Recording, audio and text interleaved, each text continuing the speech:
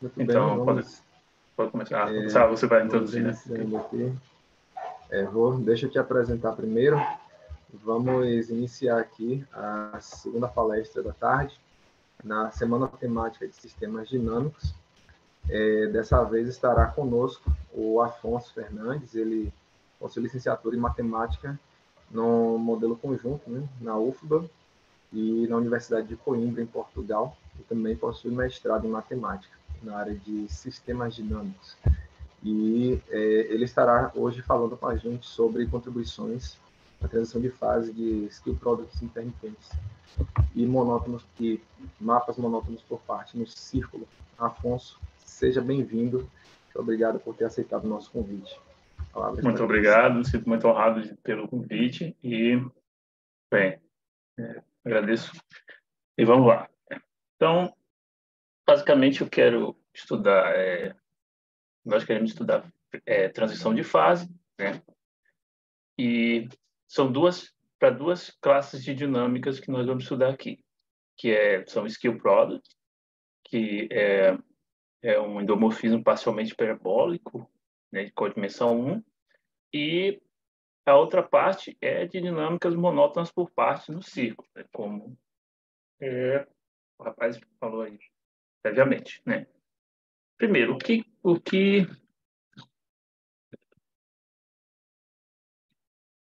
então, primeiro, na literatura a gente não tem assim um senso comum do que realmente o significado de transição de fase, né? Para muitos autores, isso depende do contexto em que eles estão trabalhando, né?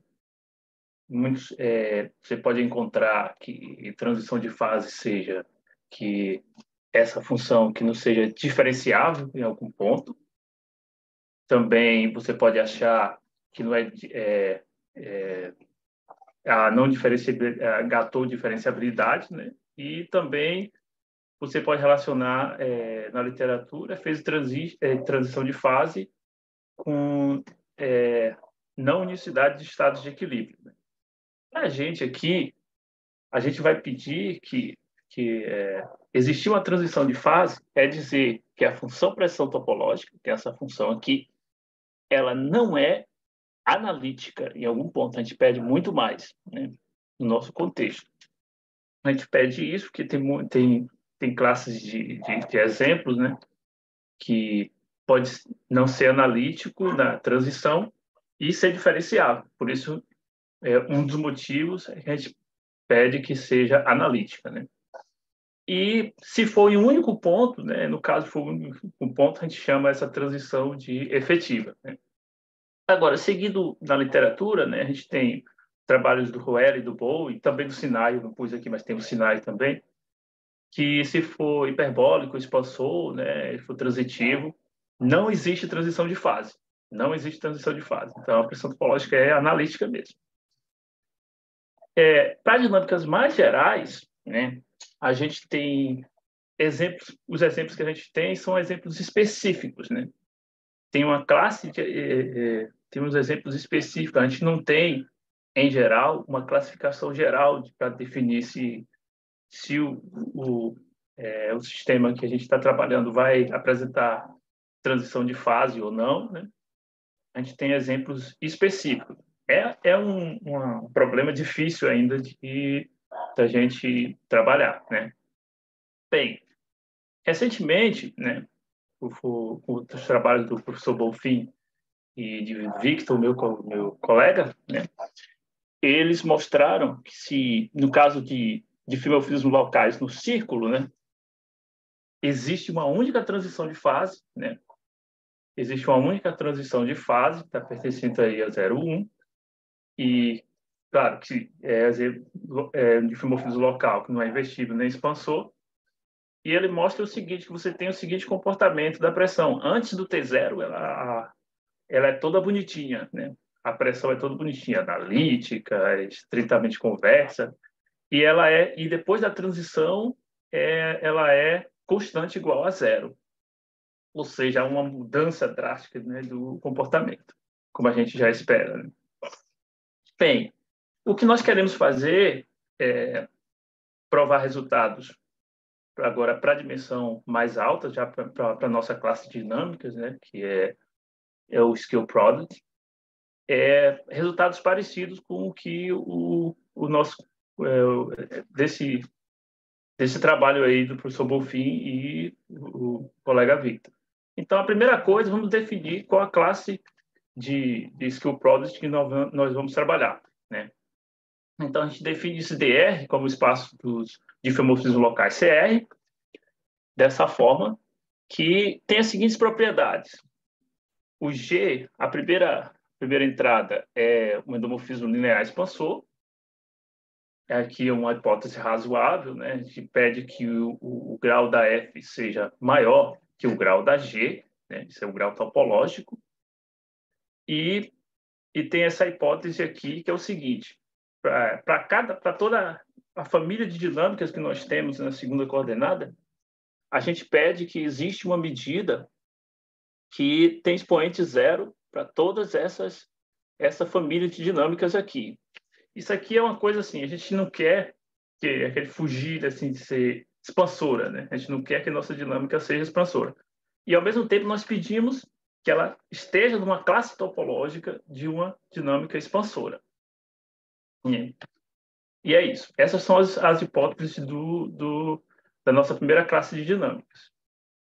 Bem, então está aqui mais ou menos um desenho esquematizado de como o Skill Product funciona, né? Você tem um X lá no toro e você tem um Y, né, no círculo, e esse ponto X ele determina exatamente qual é a dinâmica que nós vamos usar para iterar pela nossa dinâmica, né?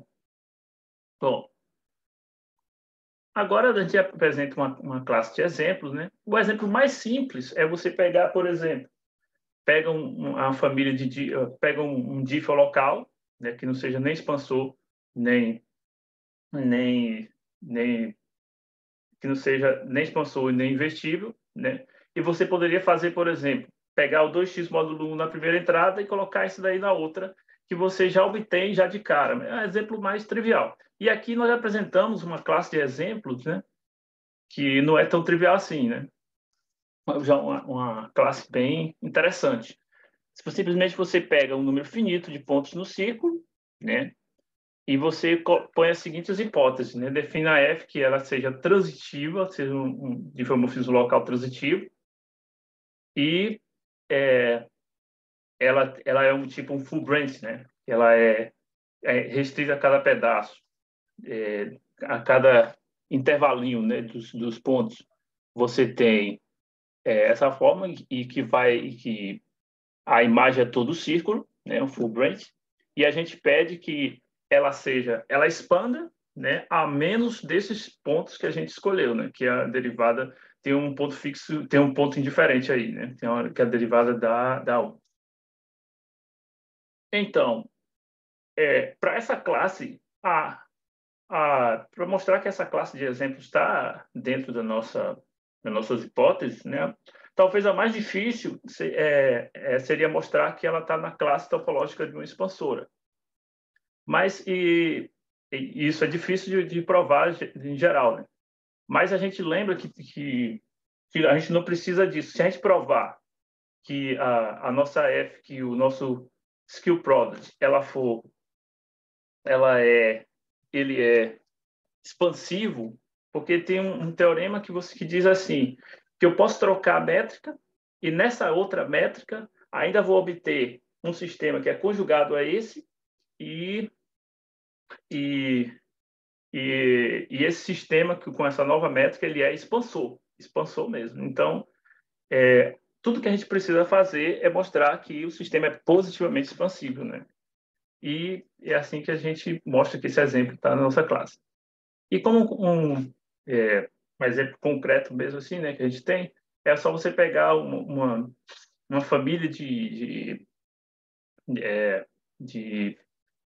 tipo Moneville-Pumor, né, dessa forma, em que os pontos que a gente escolhe é o 0, 0,5 e o 1, né? Essa família, você faz o skill product do jeito que a gente fez lá, e essa família vai estar na nossa classe de dinâmicas. Pronto. Agora, para os nossos resultados, é o seguinte: a gente vai fixar esse potencial, que é, digamos assim, um potencial geométrico, só que na direção central, né? Na direção central, que é de dimensão 1 para a gente, né? E a gente prova o seguinte: se para essas dinâmicas e para R maior ou igual que 2, né? A gente prova a existência de transição de fase, a gente prova, ou seja, o mesmo resultado que o do Bulfin-Victor, né? Que a pressão topológica ela é analítica, estritamente decrescente, antes da transição, e que depois, a diferença é que depois ela é igual, não igual a zero, mas igual à entropia topológica da nossa G. Né? E também o operador de transferência, ele vai apresentar gap antes, gap espectral antes, e não vai apresentar depois. Né? Depois a gente vai mostrar um pouco falar sobre isso, sobre gap, né, tal. É mais ou menos assim, né? Então a gente tem que ela vai ser uma coisa estritamente decrescente, uma coisa assim estritamente convexa, e até o momento que ela estabiliza fica igual à entropia topológica da nossa G. Bem, a parte mais difícil é para você provar que ele vai ser uma coisa bonitinha desse jeito aqui mesmo. Né? E é isso. E aí, depois do teorema A, a gente obtém consequências para análise multifractal. Lembrando, a análise multifractal, nosso objetivo é descrever essa função aqui, que a cada ponto, né, a gente descrever a entropia topológica desse conjunto, onde esses conjuntos são justamente o conjunto dos pontos, né, x, tal que o expoente central está no intervalo AB. Né? E a gente também considera o conjunto em que as médias não existem, né, onde não existe o expoente de Lyapunov, né, não existe. E também é o seguinte, para estudar essa função aqui, a gente observa que a gente não precisa estudar para todo AB em R2, né, todo intervalinho que a gente consegue. Porque a gente sabe que, como o nosso sistema é conjugado a uma expansora, né, pelo Thompson, a gente tem que o espectro central de Lyapunov ele dá um intervalo fechado, limitado. Então, a gente só precisa mesmo... faz sentido a gente só nos restringir aos pontos que estão dentro do espectro de Lyapunov, né? Dessa forma. Ou seja, esse é o nosso domínio. Né? Mas isso, para iniciar o próximo teorema, a gente define o seguinte: como no teorema A a gente vai provar que tem gap para todo t menor que t0, né, que é a transição, a gente define esses valores aqui, que é o mínimo e o máximo dos expoentes onde tem gap espectral. E aí a gente prova o seguinte, né, que essa função, né, que é essa função aqui que a gente já mostrou antes, ela vai ser côncava C1 e ela vai ser constante em um certo quadrado, que é dado dessa forma, e esse B0 aqui é o expoente da medida de máxima entropia, né? Vai ser uma medida de referência para a gente. E ela vai ser estritamente côncava, né? E aí tem uma possibilidade, né? Em que se o lambda mínimo não for não tiver todo o espectro não tiver gap espectral, e tem uma porção que é a possibilidade de ela ser linear, né? E esse conjunto aqui é o conjunto que não existe o limite, né, das médias de Birkhoff, mas a gente, pelo menos o Lin super, o Lin ínfimo, está dentro do intervalo que a gente quer. E a gente prova que tanto faz calcular para esse conjunto ou para esse conjunto, vai dar no mesmo, né? Não tem diferença. Então, está mais ou menos aqui, né? A gente tem um quadradinho aqui, né? Onde o gráfico vai ficar chapado dessa forma, né? Em outras regiões, né? Vai ficar uma coisa assim, né? E vai ser analítica menos de um pedaço que pode ser ali, né, quando de acordo com o teorema. Bem, o teorema A, mais ou menos, é você dizer assim, primeira coisa que a gente observa é que para toda medida invariante, o expoente central ele não pode ser negativo, ele nunca vai poder ser negativo. E isso é uma coisa assim que isso, se tivesse algum expoente negativo, isso contrariaria, por exemplo, a expansividade, né? A gente tem a conjugação com a expansora, né? E a expansividade diz o seguinte: se a gente supor que você tem um expoente que seja negativo, então nessa direção aí, né?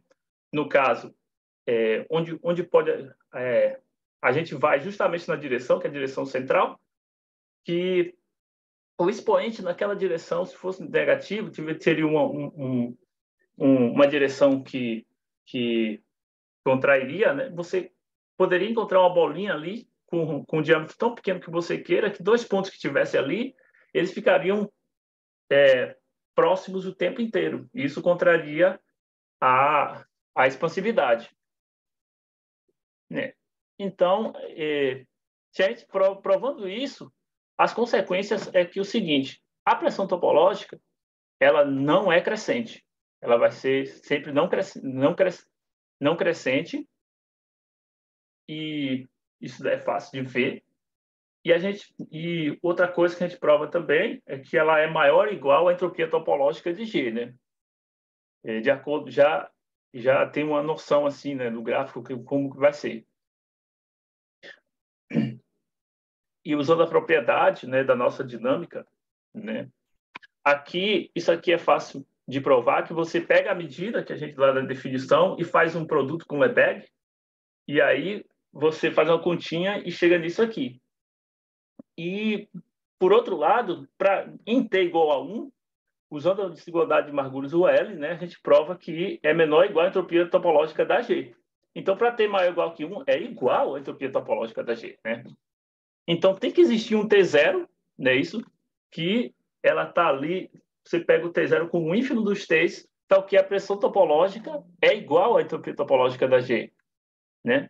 Ou seja, a dinâmica vem do crescente, é interessante porque ele vem, por exemplo, no zero, uma das hipóteses que a gente tem é que a entropia topológica da F grande é maior que a entropia topológica da G. Então, de fato, ela tem que decrescer mesmo até ela estabilizar. Então, tem um T0, que é o primeiro momento em que a entropia topológica é de G. E essa é a nossa transição, né? Isso.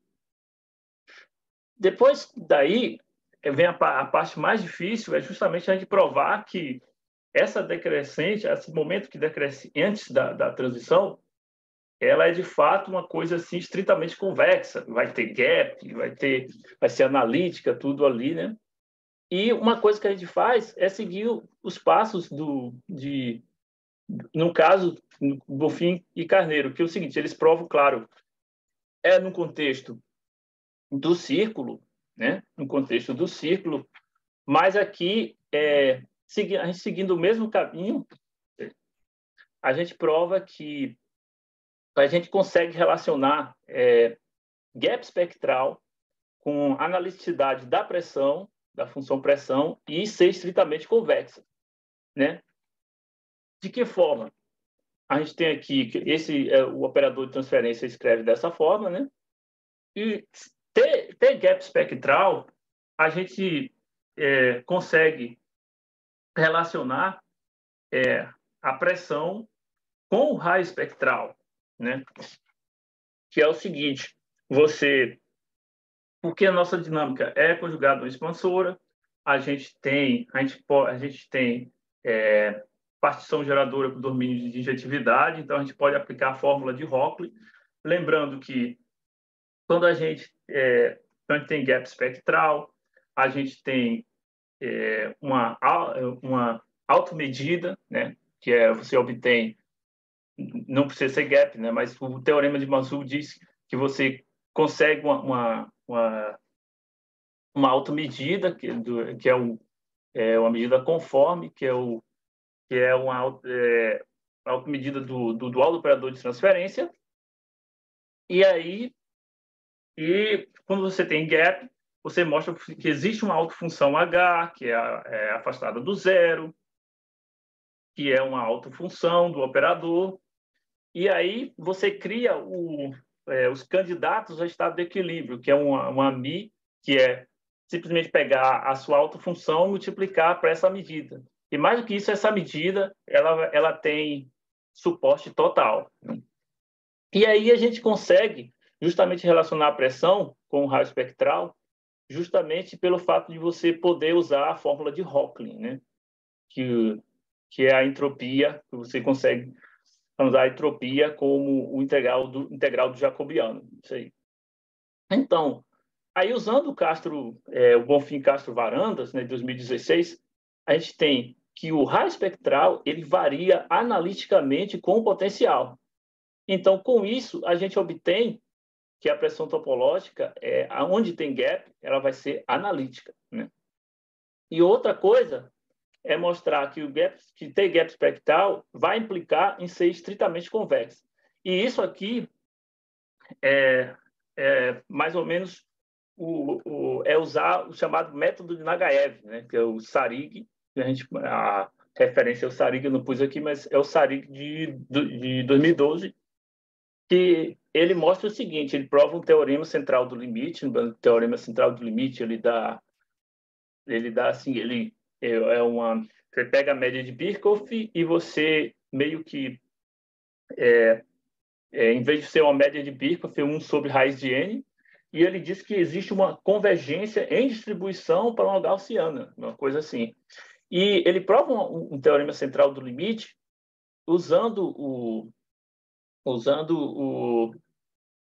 método de Nagaev. O método de Nagaev basicamente é assim: ele diz assim, se o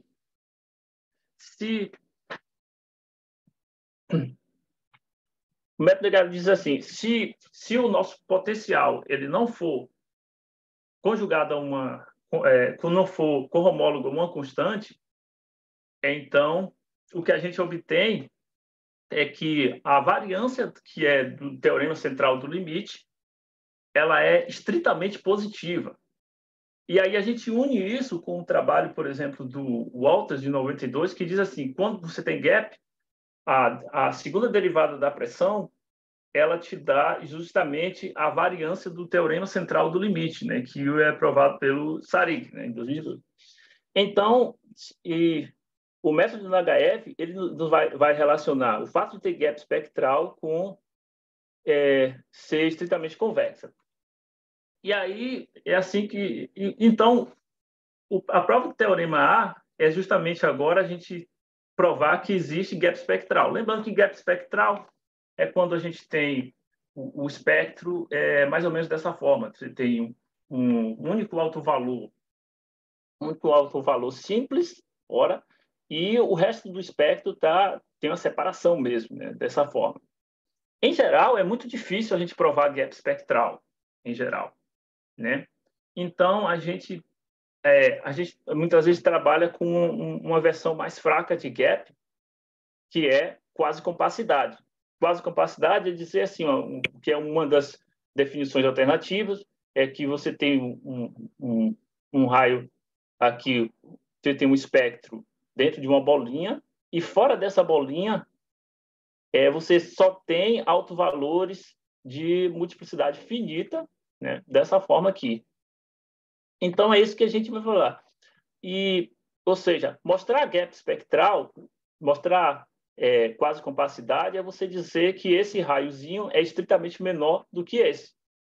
E é com isso que a gente trabalha, né? E aí é o seguinte, seguindo as mesmas ideias que o Bonfim e Carneiro de 2021, né, a gente prova o seguinte, que é claro que gap espectral implica ser quase compacidade. O contrário não precisa ser verdade. Mas, no caso da nossa dinâmica, a gente consegue provar que ter quase compacidade é equivalente a ter gap espectral, né? Então, isso é uma propriedade muito boa que a gente usa aqui. E para mostrar isso, é justamente você, para mostrar isso, você seguindo as mesmas ideias, é tipo assim, que você mostra que se você tem um alto-valor periférico, né, um alto-valor periférico, então os iterados desse alto-valor no círculo, ele vai formar um grupo. Então, ou ele é denso, ou ele é periódico. Ele não pode ser denso porque pela propriedade de quase compacidade, e é isso. E outra coisa que usa é de ter pré-imagem densa, né, que a gente tem aqui, né? Então, a gente pode provar as mesmas ideias do Bonfim Carneiro, a gente pode provar aqui no nosso contexto também, né? Então, é equivalente. Então, o que a gente tem que fazer é, digamos assim, estimar, né, o raio espectral e o chamado raio essencial, né? Que a gente falou ali, né?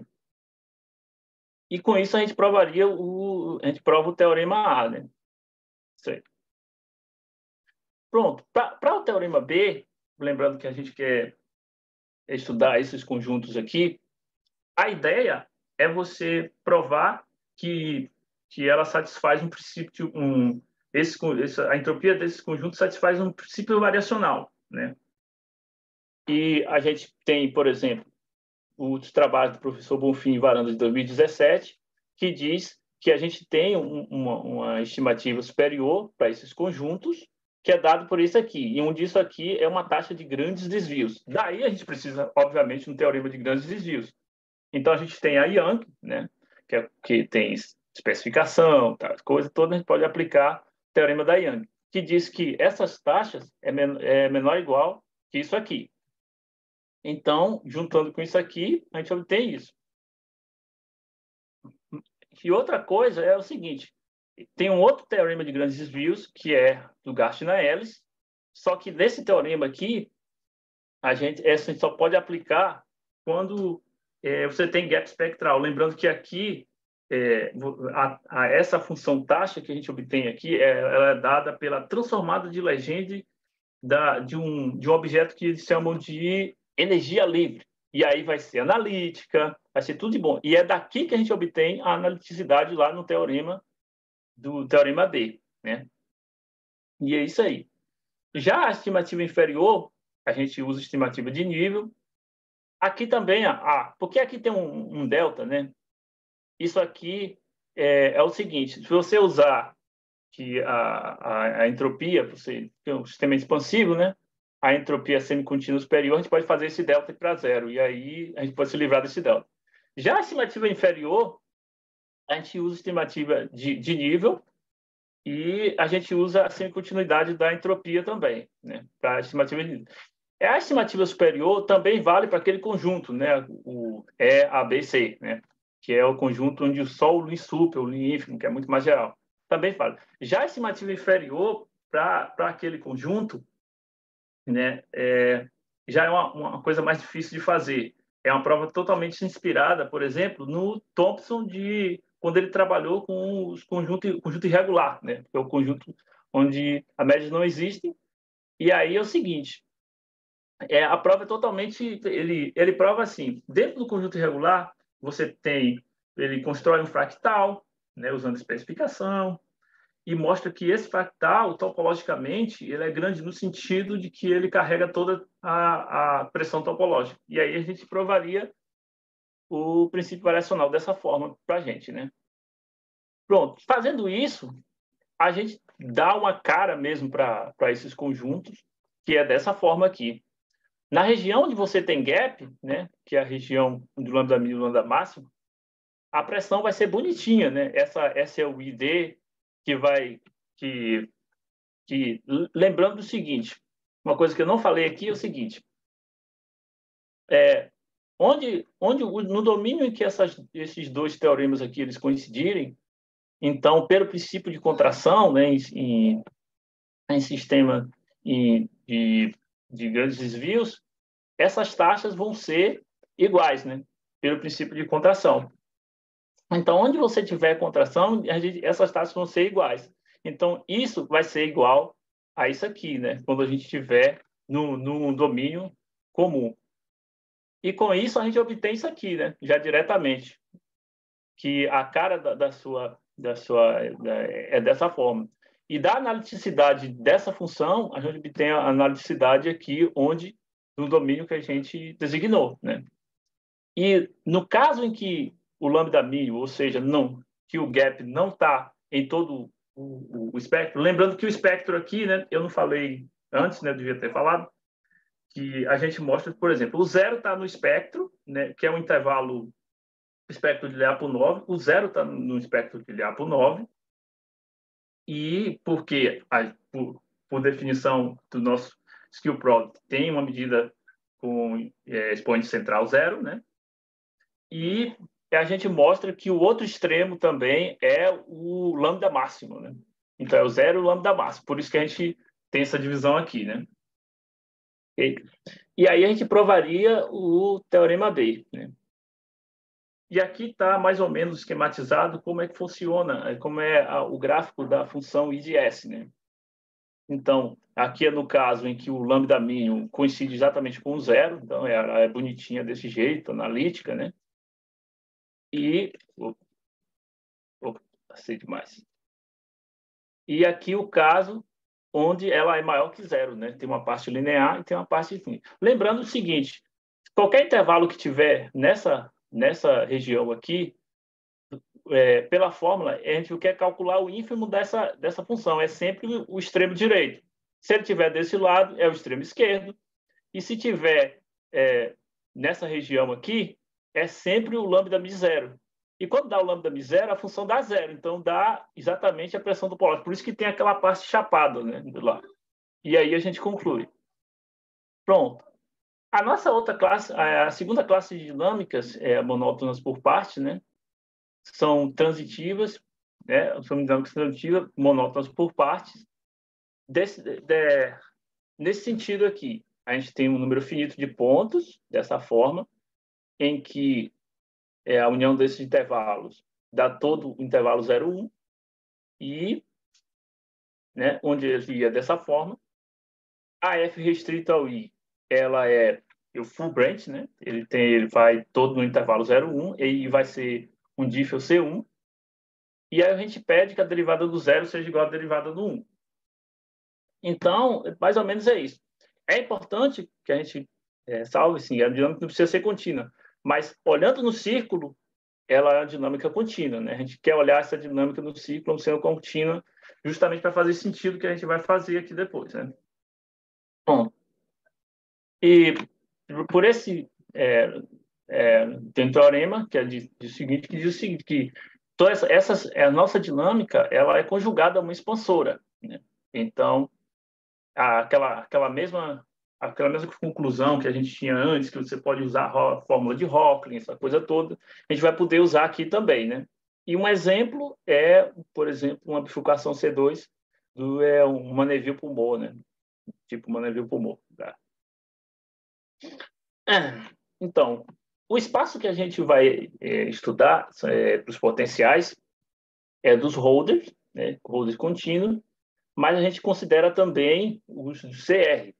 Nesse caso adicional de CR, a gente vai supor que a dinâmica é um difomorfismo local, né? E o primeiro resultado que a gente tem é um resultado de densidade. A gente mostra que quando a pressão topológica for bonitinha, for analítica, estritamente convexa, a gente consegue um conjunto denso, aberto e denso na topologia C0, né? Que qualquer holder, potencial holder, a gente obtém isso, né? A gente conjunto denso, ou seja, qualquer conjunto denso a gente obtém que a pressão topológica é bonita desse jeito, né? For holder. E como um corolário direto, né? É uma consequência direta, os que não apresentam, os potenciais que não apresentam transição de fase, vai ser denso, né? Se que for suave, bastante. E os holders que apresentam, eles não vão ser densos, né? É fácil ver que eles não vão ser densos por causa se o conjunto é aberto, no outro conjunto que a gente consegue, não tem como ela aproximar, né? Então a gente obtém isso. E Mais do que isso, a gente obtém uma caracterização da transição de fase, dos potenciais que não apresentam transição de fase. Tem as relações de equivalência, que a ser analítica, equivalente a ter sempre gap espectral, e se o potencial não for com homólogo é uma constante, você tem que vai ser estritamente convexo, isso aí. E também nós temos uma caracterização dos potenciais que possuem transição de fase, né?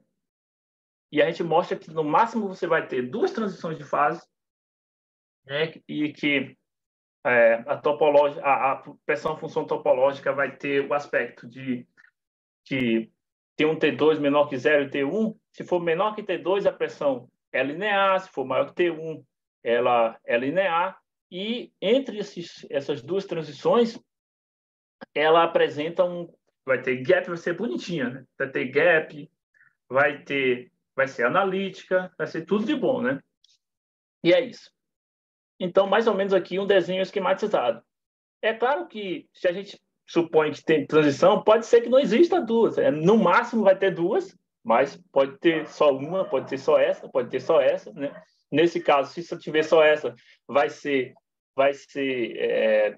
analítica desse lado. Se tiver só essa, vai ser analítica do outro caso, e a gente vê a caracterização completa, né? Pronto. Bem, para provar esses teoremas, a primeira coisa é o seguinte. Tem o corolário, né? E é um exemplo de que, quando a gente considera Mandeville-Bourmont, a gente vai ter uma única transição de fase. Uma única transição de fase, né, para Mandeville-Bourmont. Então, o que a gente precisa para provar isso? Primeiro, a gente precisa de um teorema de otimização ergótica, né, que diz o seguinte: defina essa coisa aqui, que é o maior valor possível dado um potencial, né, a gente, sobre todas as medidas, o maior valor possível dele, né? E você define esse mi máximo aqui, né, como sendo o conjunto das medidas que conseguem atingir esse máximo, né? E aí nós temos o teorema de otimização ergódica do Morris, que diz o seguinte: se você tiver um conjunto no espaço das medidas que for denso no fecho das medidas ergódicas, então o conjunto dos potenciais, que está nessa interseção das medidas que maximizam, que estão contidos em U, ele vai ser um aberto e denso, né? E é daqui que a gente vai obter o teorema C, né? Pronto. Como é que a gente obtém o teorema C? Define esse conjunto aqui, o conjunto dos potenciais que está em C0, né?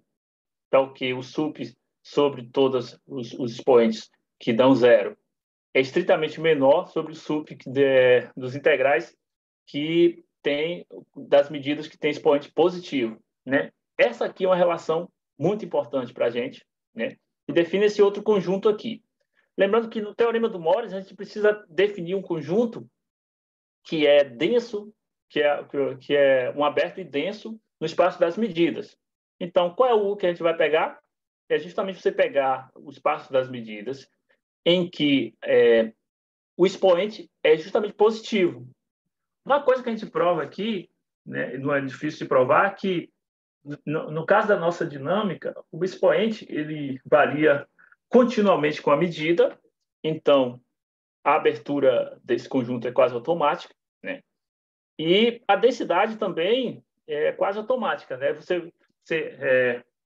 Como é que você aproxima uma medida que tem expoente 0? Você pega uma medida que tem expoente positivo qualquer, faz uma combinação convexa, né? E aí você aproxima. Então, esse conjunto é aberto e denso.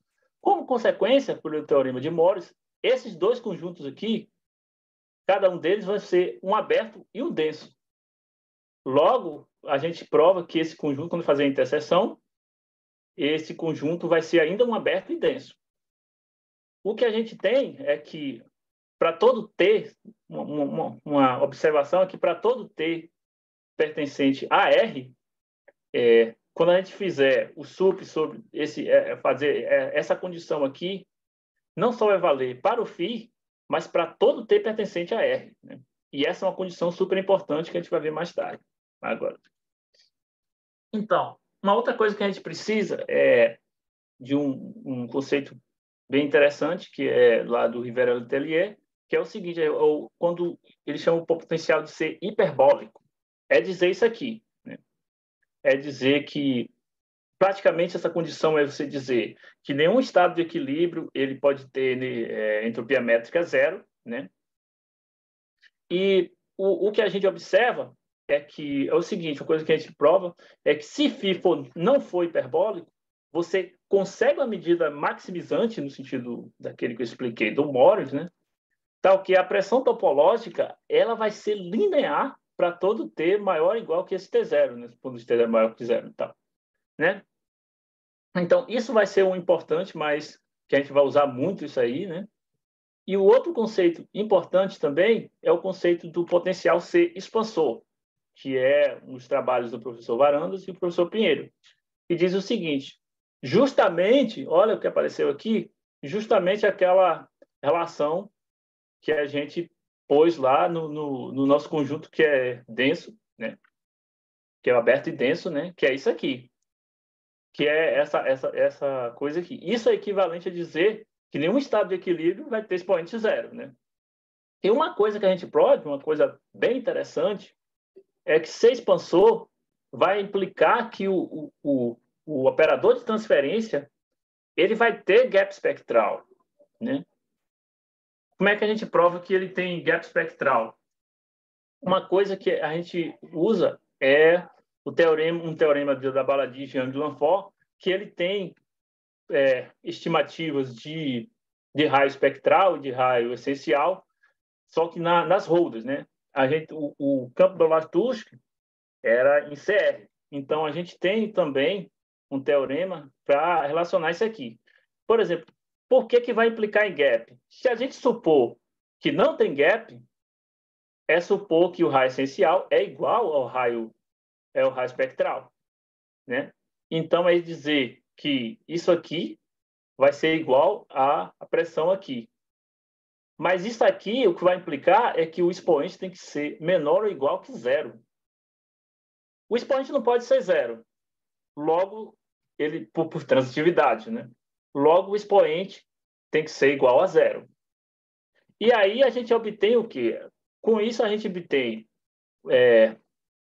uma medida que ela é maximizante e que tem expoente zero. Ou seja, que não satisfaz, que essa desigualdade aqui vai ser o contrário, né? Então, ou seja, se a gente supor que não tem gap, então, pela contrapositiva, ser expansor é o mesmo que ter gap, né? E é isso que é uma coisa bem importante. E aí é o seguinte, a gente tem uma proposição aqui que é a mesma coisa. O que a gente quer fazer aqui é o seguinte, a gente quer relacionar o gap espectral com C analítico, com a pressão C, e ser estritamente convexa, né? Mais uma vez, isso é uma coisa super importante aqui para a gente, né? E a gente sabe que a gente pode fazer isso. Então, pelos mesmos comentários que a gente fez antes, né? Como a conjugação com a expansora, a gente pode aplicar a fórmula de Rocklin. Então, a gente pode relacionar a pressão com o raio espectral dessa forma. E da mesma forma que a gente tem que o raio espectral varia analiticamente com o potencial, né? A gente vai ter que a pressão vai ser analítica, né? De novo, né? E essa convexidade aqui é justamente, mais uma vez, usando o método de Nagaev, né? No método de Nagaev, a gente obtém isso aqui, né? Ou seja, seguindo os mesmos passos que o Victor, né? Tá. E um corolário que a gente obtém, né, a partir disso, é que, na verdade, a gente tem hiperbolicidade e tem expansor, é equivalente, né? Um com o outro. Pronto, tendo isso aí, praticamente, com essa proposição aqui, a gente já demonstrou o teorema C, por exemplo, né? Que a gente encontrou um conjunto que é aberto e denso. Então, se a gente pegar um holder, né, lá e dizer assim que ele não tem, se a gente pegar um holder lá, a gente provou que nesse conjunto denso e nesse conjunto que é aberto e denso, a gente provou que ele é expansor para todo T, né? Para todo T, que a gente viu que para todo T ele tem a propriedade de ser expansor. Mas a gente provou que ser expansor implica em gap. Se implica em gap, a gente tem o quê? Tem a analiticidade e tem a convexidade estrita, né? E aí a gente já tem de cara o teorema C, né? Isso. Já o teorema D, né? Já o teorema D, a gente quer provar o quê? A gente quer caracterizar os potenciais que não tem transição de fase, né? Ou seja, se a gente disser que a pressão topológica ela é analítica, né? A gente quer provar isso que é equivalente a dizer que o operador de transferência tem gap espectral para todo T, né? Ora, se a pressão topológica ela é analítica, então esse potencial ele tem que ser expansor para todo T. Porque se ele não fosse expansor, ele não poderia ser também hiperbólico. E ser hiperbólico, a gente lembra que a gente consegue uma medida que é maximizante e consegue que a partir de um T0, a função ela muda o comportamento, ou seja, ela tem uma transição, né? E a gente não, e por hipótese, a pressão não tem transição, né? Então, isso aqui, ser analítica, vai implicar em ter gap. Da mesma forma, daqui para cá é justamente a proposição, né? Tem gap, vai ser analítica, numa vizinhança, né? E é isso. E aí a gente quer também mostrar uma equivalência com ser estritamente convexa, né? A mesma coisa. Se tem gap espectral, é claro que vai ser estritamente convexa pela proposição, né? Que a gente tem aqui. E é o seguinte, é claro que e a outra forma para a gente terminar o teorema D é mostrar que se é estritamente convexa, a gente volta aqui para a analítica, né? Por quê? Se a gente diz que a pressão topológica é estritamente convexa e a gente supor que tem alguma transição de fase aqui, né? Tem alguma transição de fase, ter essa transição de fase é dizer que o potencial ele vai ser hiperbólico, né? É dizer que ela tem hiperbólico. E ser hiperbólico, a gente viu que o quê? Que a gente consegue a medida maximizante, que a partir desse T, ela vai ser linear. Oh, mas a gente disse que ela é estritamente convexa, né? Então ela não pode. Então implica isso. Então a gente voltou e aí a gente provou as equivalências, né? Já o teorema é basicamente a gente usar justamente isso, né? A gente está supondo agora, né? A gente quer caracterizar os potenciais que possuem transição de fase, né? Então, se possuem transição de fase, pode ser que seja a esquerda do zero ou a direita do zero. No zero, ele possui gap. Isso é um fato, porque trivialmente, ele é hiperbólico e, portanto, é expansor. Ele tem gap, então ele não pode ter transição ali, né? E como o gap é uma propriedade aberta, então a gente pode estender para uma vizinhança do zero, né? Então, existe um T1, que é que se a gente está supondo que tem gap, que tem transição, né? Existe um T1, não é isso? Onde você tem transição, é não ser hiperbólico. Então, você pega o sup dos T1s maior que zero, né? Menores que zero, que ele não é hiperbólico. E, por outro lado, você pega o ínfimo dos T's, tal que ele não é hiperbólico do outro lado também, né? E aí a gente sabe, não é hiperbólico a gente dizer que a partir dali, né, se o T2 na esquerda do zero ele não é hiperbólico, a partir daí é linear, né? Pelo que a gente viu, né? A gente consegue uma medida. E do outro lado também, né? E entre esses dois valores, né, ele vai ser hiperbólico, né, já que pela própria definição dos T1 e T2, né? Sendo hiperbólico, ele é expansor e, portanto, tem gap. E ter gap vai implicar aquelas duas outras coisas, né? A pressão é estritamente convexa, é analítica, tudo bonitinho, né? Como a gente apresentou lá no gráfico, né? É claro que aqui a gente está pegando dois valores, né? Mas poderia só exista um deles, né? A gente só está supondo que tem transição, né? E é isso. É isso. Pronto, e aí a gente termina a prova. E aqui tá algumas coisas.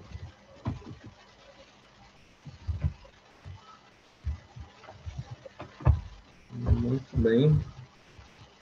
Vamos agradecer ao Afonso, nossos agradecimentos virtuais. Temos perguntas, comentários.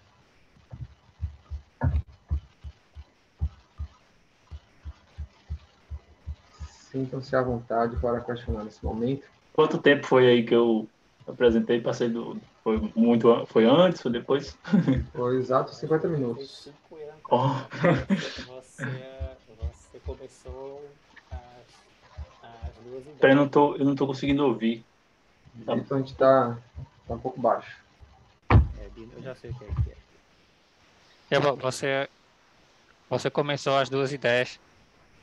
Então, Se considerar que eu falei um pouquinho antes dele, então...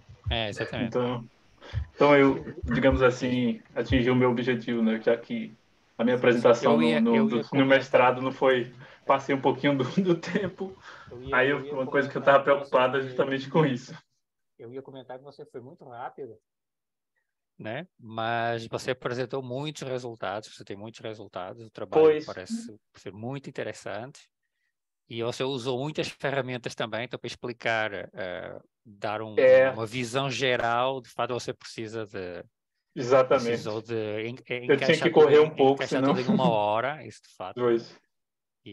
Mas o trabalho muito, muito interessante.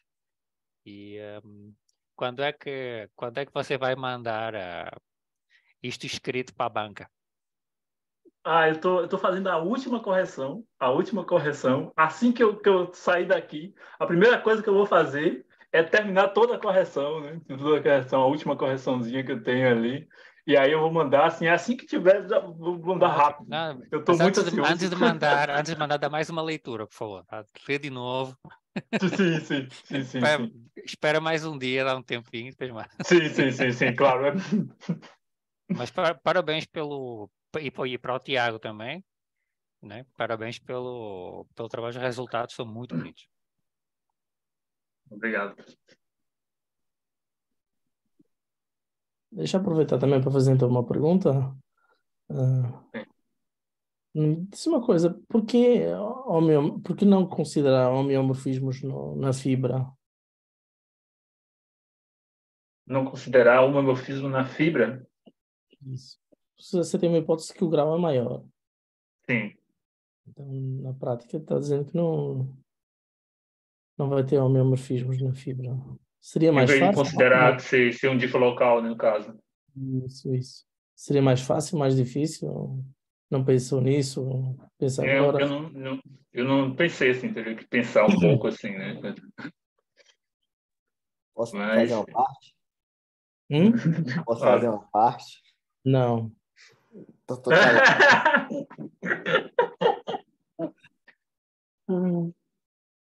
Fala aí, pô. É porque, na prática, ele vai usar estimativas de raio espectral essencial, né? E existem em dimensão alta, até, eu posso estar enganado, mas o único resultado que existe é o campo Latouche, que é para díforos locais, sabe? Em dimensão alta. Em dimensão 1, existe a bala de Keller, no caso BV, e existe o bala de Young, que é o que ele citou aí, que é o caso Holder. Essas são as estimativas. Porque, assim, existem casos específicos, a gente quer provar grau espectral, blá, blá, blá, mas estimativas gerais, eu te dou a dinâmica que você sabe estimar, existem poucas. Mas homeomorfismos na fibra não deve ter nem gap espectral. Deve ser uma coisa muito mais de diferenciabilidade ou não da pressão. Sei lá. Não acho que seja com métodos para trás, nesse caso. Mas uma coisa que poderia ser interessante é, por exemplo, você tem a bala de Keller para monótona por partes. Certo? Aí você coloca na fibra dinâmica do tipo bala de Young, monótona por partes, full branch, beleza? Você sabe que para cada fibra tem uma estimativa do raio espectral. E aí você botou na parte hiperbólica 2x módulo 1. E aí, você tem estimativa? Aí seria mais razoável. Mas não existe ninguém provou isso. Uhum. Outra coisa, Afonso, no início você começou a enunciar as hipóteses e não ficou assim muito claro para mim que na prática que a sua dinâmica toda, o skill prot seria conjugado a uma expansora. Imagina que você pega uma expansora na base e numa fibra a Maneville-Pommeau e na outra fibra uma Maneville-Pommeau que você bifurcou um pouquinho até ter um atrator. O que você consegue dizer aqui? Você bifurcou até você obter um Maneville-Pommeau que tem um atrator, no caso. Isso. Tem um atrator, tem a porque tração, tem um...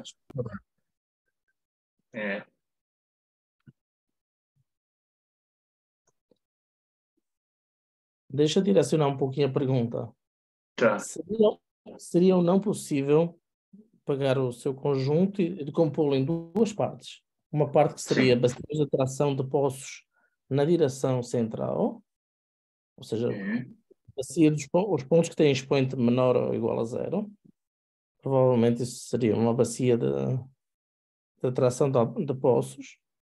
E um outro conjunto lambda, esse sim que cai nessas hipóteses. Mas aí você teria que pensar, por exemplo, no como ficaria, por exemplo, o operador de transferência, né? Você tem direções que contrativas, né? É um pouco ruim, né?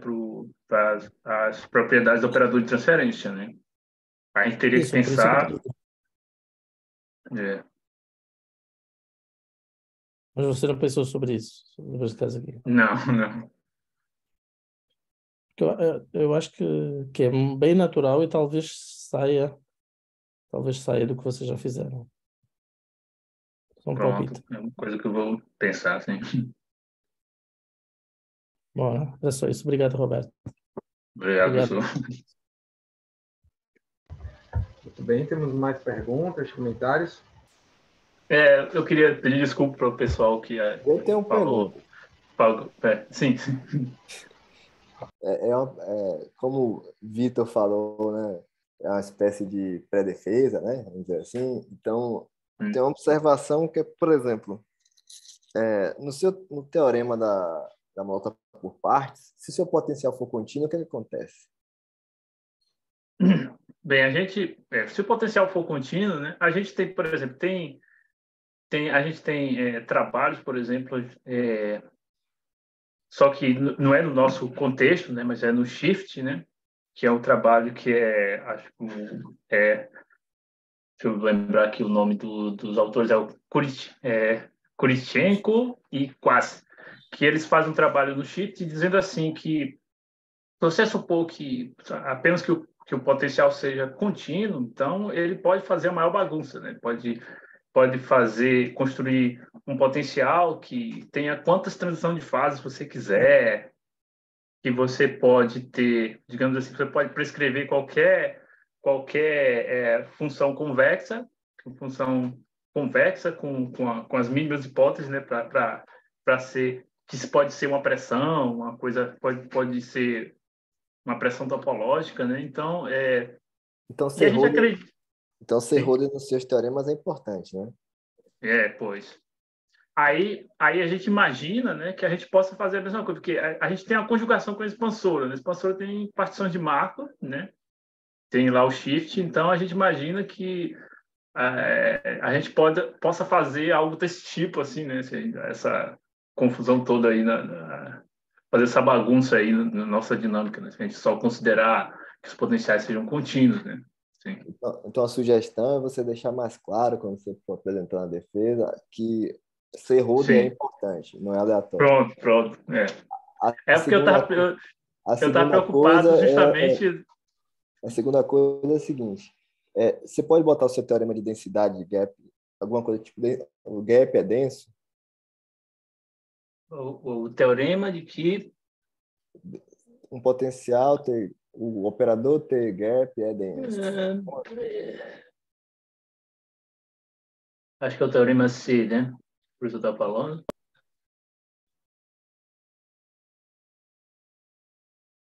Teorema C aqui? Não. Passa para o lado. Passa para o lado. Passa para o lado. Pro lado. Você não colocou. Então, sugestão. Você deveria colocar um corolário que está na sua tese, que um potencial não ter gap, um potencial ter gap, um potencial não ter transição, um potencial ter um único estado de equilíbrio, um potencial ter pressão estritamente convexa, tudo isso é denso. Ou seja, se você olhar o universo de potenciais, o gap espectral é uma propriedade densa. Por que isso é importante? Porque, por exemplo, isso estende o resultado de 2 anos atrás do Kronecker, que saiu na Ergodic Theory, que ele provou só para Mandeville e Pumor, e você provou bem mais geral. Então, seria importante você falar isso. Ok. E a outra coisa para você pensar outra coisa que você não falou e também é importante, é que implica do seu teorema que, dado qualquer potencial holder, o número de transições de fase, no máximo, são 2.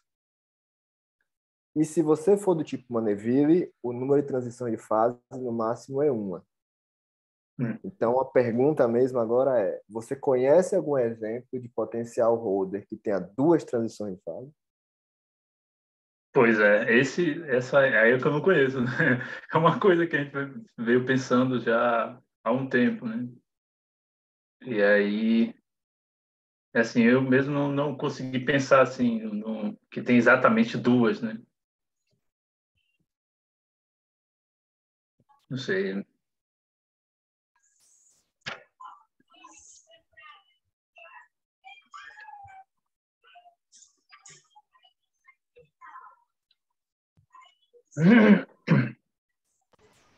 Bom, temos mais perguntas, gente? Comentários? Quando eu disse assim, eu queria pedir desculpa ao pessoal aí que achou que eu estava muito rápido, né? Justamente que, né, eu estava preocupado mais assim em expor o máximo possível, né? E aí, se for um pouco confuso, eu admito que eu sou um pouco confuso, né? Na hora de apresentar a coisa que eu estou ainda trabalhando em mim, né? E é isso, né? Muito bem, vamos agradecer então ao Afonso. Obrigado. Finalizar aqui as atividades da tarde. Antes de finalizarmos, bom, eu peço que a Laís finalize a gravação e vamos tirar